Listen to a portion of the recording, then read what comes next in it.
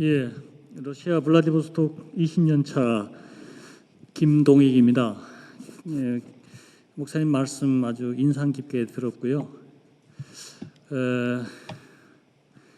한국교회가 러시아 선교를 시작한 지가 지금 30년이 되었는데 그동안 저희가 초기 단계는 주로 대도시 중심으로 모스크바나 상트피터스버그라든가 중앙 시베리아의 대도시 중심으로 선교사들이 파송이 되었고 그 한 10년 이후에는 이제 중소규모 도시로 점점 영역을 확대해 나가고 있고요. 지금 이제 30년 쭉 되면서 보니까 상당히 선교 사역이 세분화되고 또 구체성을 띠면서 보다 전략적으로 나아가고 있는 시점이 되었다고 저는 그렇게 판단합니다. 그런데 미전도 종족이라고 하는 것은 제가 선교 훈련 받을 때부터 나온 얘기인데 실제로 이 부분에 대해서 선교를 보내는 입장에서 이제는 지금 목사님 말씀하신 걸 포함해서 좀 더 전략적인 정책이 나올 때가 됐다고 저는 믿습니다. 물론 제가 소속된 그 후원교회에서도 집사님들 중심으로 미전도 종족에 대한 연구가 이루어지고 있고요. 상당히 앞서가고 있는 시도들인데, 자 이러한 그 중요한 그 사역의 그 전략들을 총회 차원에서 집중적으로 연구할 때가 되었다.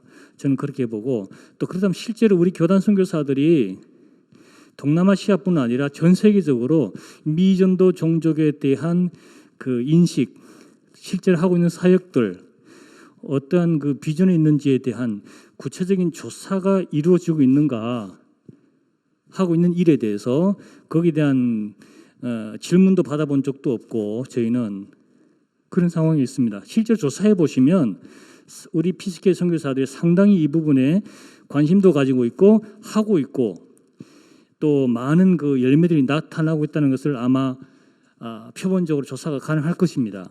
왜냐하면은 제가 러시아 전체를 보면서 이 주로 러시아도 지금 180개 민족이 이루어진 다문화 국가이기 때문에 선교사들 알아서 자발적으로 지금 미전도 종족으로 상당히 많이 들어가고 있다는 것을 제가 말씀드리고 이 부분에 대해서 좀 더 표본적인 조사를 해서 이 자리에서 한번 더 우리가 이야기도 하고 하는 것이 좀 유익하지 않을까.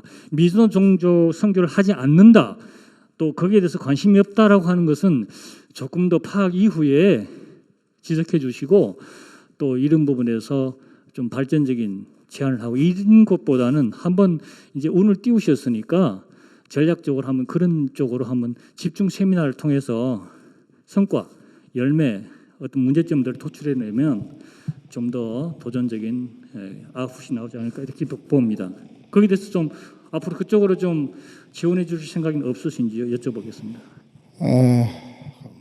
선교사님 감사합니다. 이 지금 자료는 제가 초교파적으로 합동척, 뭐 고신척 등등 해서 제가 하는 그 사역, 그 선교 단체에서 올 봄에 줌으로 전 세계 선교사 대회를 할 때 저희들이 파악을 한 부분인데요. 선교사님 말씀대로 조금 선교 단체가 파악한 내용이니까 조금 현실감이 조금 실제하고 조금 벗어나 있을 수는 있습니다. 있고 또 하나는 뭐 이 통계가 뭐 5천 종족이 남았다, 100 종족이 남았다, 뭐 그것이 뭐 궁극적인 것은 아니죠. 하나님께서 어떻게 보시냐가 중요하겠지요. 하는데 일단 우리가 구체적으로 스스로 우리가 평가할 수 있는 기준은 또 이런 통계를 우리가 사용할 수밖에 없기 때문에 제가 이 통계를 제시를 했는데 제가 이제 그 총회 뭐 재판국도 있었고 평신도 위원회도 있었지만 제가 꼭 하고 싶은 부서가 세계 선교부였어요. 그래서 제가 총회 일을 세계 선교부 3년 일하고는 내가 총회 일을 발을 빼고 이제는 이제 제가 하나님 앞에 서원한 게 있습니다. 예배당을 마을마다 골짜기마다 하나님 예배드리는 공간 없는 마을마다 골짜기마다 예배당 짓는 프로젝트를 제가 교회 앞에 선포를 하고 지금 한 87개를 했습니다. 올해 내년 하게 되면 100개가 끝나요. 100개가 끝나면 이제 남은 제 사역은 이제 오늘 여기 뒤에도 내용이 나옵니다만은 지금 현재 이 문제를 타개하는 것은 타개하려면 선교사님에게 맡겨놓은 이 제도 자체가 바뀌어야 됩니다. 그래서 선교사님하고 그다음에 지교회 담임 목사하고 그다음에 선교단체하고 현지교회하고 네 팀이 하나가 돼야 이 문제를 해결하는데, 저는 이제 최근에 와서 이 선교사 파송 패러다임도 제가 조금 바꾸어 봤습니다. 처음에는 뭐 우리 한국에서 훈련된 목사님들, 선교사님들 파송하는 것이 전부였는데요.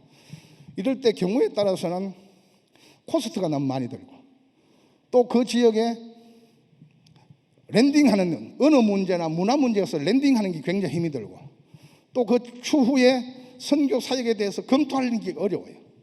그래서 유럽에 있는 한인교회하고 저하고 협력을 해서 그 동유럽에 있는 지역의 선교사를 파송을 하고, 후원 50% 해서 그 선교사님을 어느 정도 사역에 대해서 체크업을 하는 것은 현지교회가, 즉 한인교회가 하고, 또 인도네시아 같은 경우는 인도네시아 현지교회하고 저하고 협력을 해서 우리 교회 선교사를 파송하고, 그 현지교회가 현지에서 비자 문제라든지 안전 문제라든지 체크업하게 하고, 또 코스트가 굉장히 많이 들고 랜딩하기가 어려운 데는 인도나 터키나 이집트 쪽에 있는 훈련된 사역자들 모처로 보내는 뭐 등등 여러 패러다임을 제가 바꿔도 봤습니다. 바꿔도 봤는데 어쨌든 이 부분에 대해서 제가 뭐 대안을 갖고 있는 건 아닙니다. 지금 이 대회에 참여하신 선교사님들께서 제가 오늘 간곡하게 호소하고 싶은 것은, 지금 이 문명의 변천기가 이루어지고 있기 때문에 지금까지 하던 사역에 문명이 변하듯이 사역도 변해야 하지 않겠냐. 사역도 변화를 시도해야 되지 않겠냐. 사역지 자체를 옮기지는 않는다 할지라도 관심 자체는 언언게이지드 피플이 되었던 언더 언게이지드 언니치드 피플이 되었던 그쪽에 관심을 좀 가져야 우리 세대에 복음을 다 듣게 해야 하지 않겠냐. 저는 그런 말씀입니다. 그런 말씀이고, 그다음 우리 선교사님 말씀 중에 우리 세계 선교부가 우리 세계 선교사님들 1,550분이 실제로 얼마나 미전도 종족, 비개척 종족, 그다음에 미전도 종족에게 선교 사역을 하고 지금 어느 정도 결과물을 얻고 있는지를 체크하시라고 하셨는데요. 지금 여기 우리 홍총무님 와 계신지 모르겠습니다만, 제가 올해 앉아 세계 선교부 3년조입니다.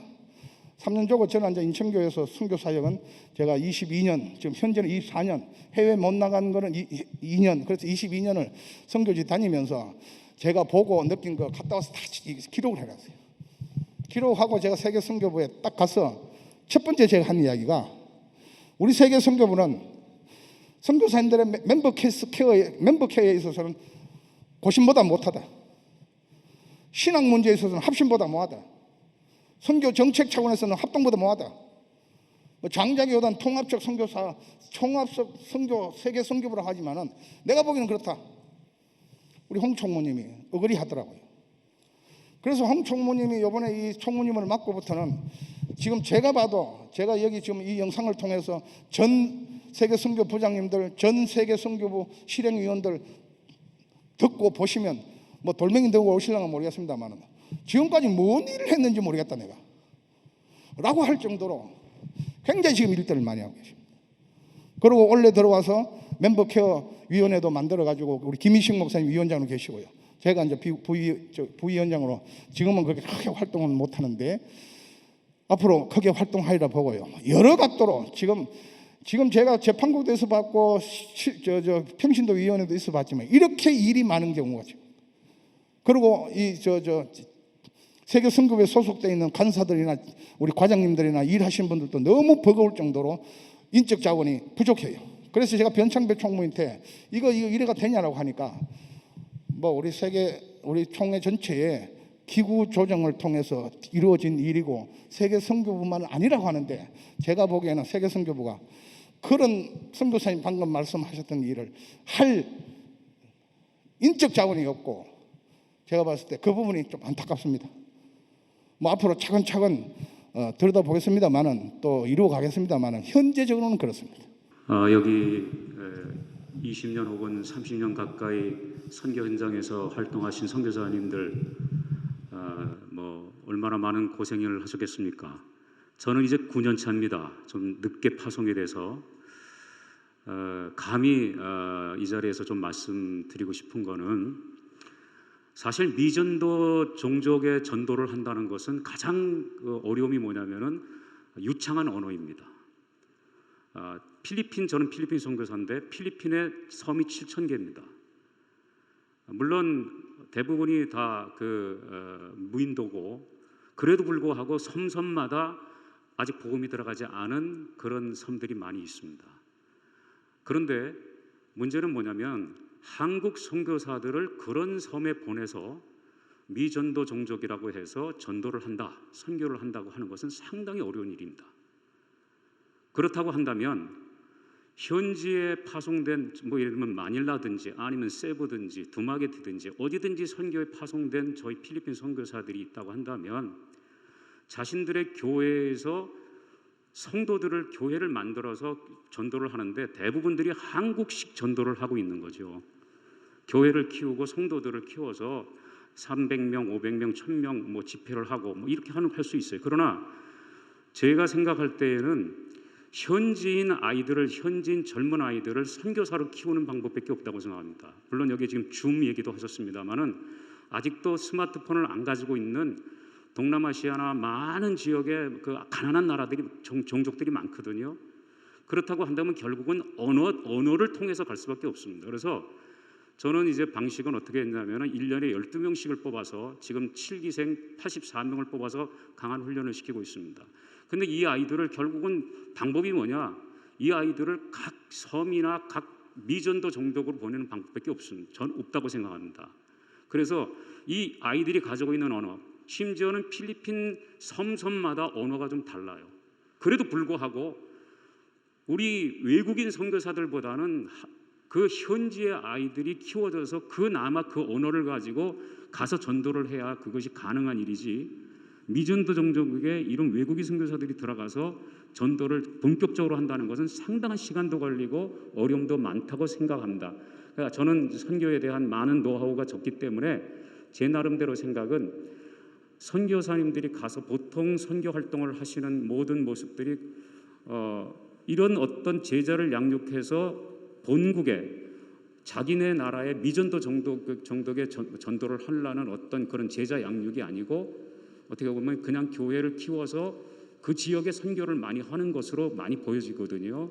그래서 그런 면에서의 현지인 아이들을 키워서 미전도 정도로 보내는 방법이 가장 좋은 방법이 아닌가, 저는 그렇게 생각을 합니다. 죄송합니다. 좋은 방법이라고 생각합니다.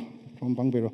그래서 저희들이 이제 이런 식으로 어떤 방향성만 잡고 나면, 아까 우리 우크라이나 선교사님 우리 미디어를 통해서 모바일 폰이든 그걸 통해서 또 우리 필리핀 선교사님 현지 2세대를 길러서 그들에게 보내는 방법론은 저는 여러 가지로 여러분들이 고민하시면 성령님께서 그 현지에 맞는 방법을 인도하리라고 봅니다.